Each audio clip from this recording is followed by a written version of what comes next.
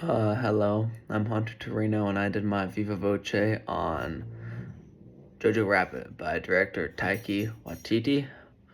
It's a historical comedy that takes place in, I think, around the 1940s. It's in Nazi Germany when Hitler's in power, and they're already in France. They're losing the war, and the main theme of the movie is kind of like propaganda and blind faith's like impact on the youth and how it's so dangerous to the youth. Throughout the movie, basically like the main character Jojo, who's a 10-year-old kid, he's in the Hitler Youth program, and he's being kind of brainwashed to blindly serve and follow Hitler and the Nazi regime. And it kind of shows how that strips humanity, especially from a young kid, and how it's so like persuasive when these like ideas get reinforced in their head. But throughout the story, I think Jojo, he like realizes it's bad, and it's like his character development. And there's a lot of cinematic aids that help his character development, which is like the main theme. And I think the main ones are symbolism and the cinematography. At the start, Jojo Rab or Jojo, it's like asymmetric or not ace but symmetric shots when like the starting scene when he goes outside, everything is symmetric from like the Nazi flags to the houses, and it's like very there's order and there's no chaos, and it's like very pristine and orderly, and it's kind of like his innocence and like his illusion of what the world is compared to later, which everything is destroyed because the Allies reach where he lived, and it's destroyed. The like camera work is shaky. All the scenes are asymmetric, and it just like kind of shows that like the facade that he had kind of got destroyed as the Allies closed in, and like how his blind faith was put in the wrong person.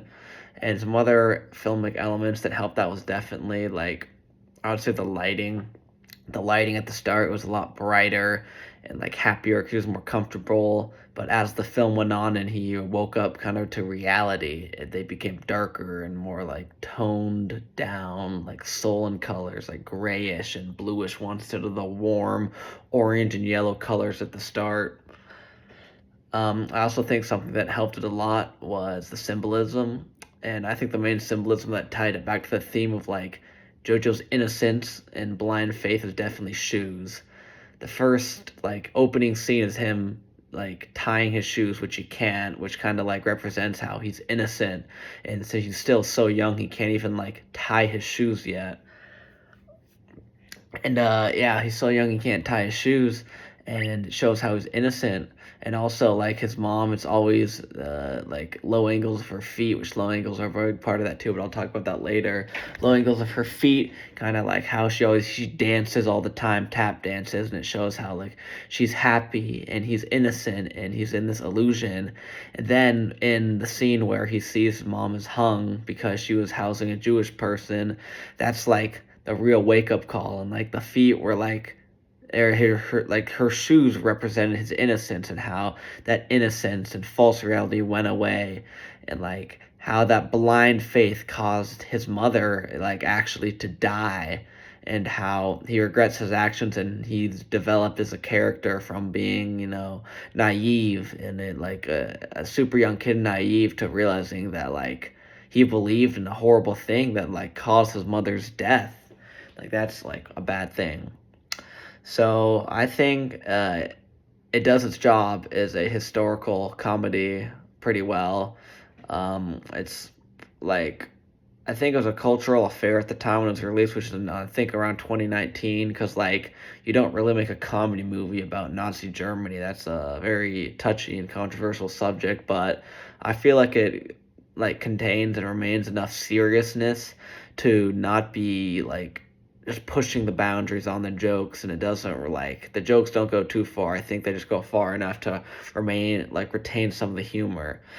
And it has a lot of like irony in it, and basically like showing like happy moments, like the dude having fun or like throwing knives and like learning to hate and like kill Jews, which is like a very serious and like horrible thing, but he's like having fun doing it. It kind of shows like the childish mindset he has, like the whole Nazi ideology has, because it's really just like kind of a diss on the Nazi ideology, because it shows like how this whole thing is like goofy and it's kind of stupid, honestly, like hating someone for no reason. And I think what helps it is like what helps going back to the theme and like filmic elements are definitely like the angles and the framing. There's so many low angles in this movie, partially because like Jojo he's short and he's a kid and we want to see the world from his view, but also to like show how little he is and like how minuscule he is compared to what's happening, how he looks up to like his imaginary friend Hitler and like looks up to him to help and support him, because that's where like the person his blind faith is in and what he's dictated his entire personality and like life to at that point. You see at the start he's talking about like he'd give his life to Hitler. That's like a like theme throughout it. And these low angles show that he's like so young and that he looks up to these people and that sometimes they're like not good, and it kind of helps him grow because at the end there's more high angles and he's like realized that he's maybe like grown as like the camera angle grows taller, if you know what I mean. um yeah, I think another big like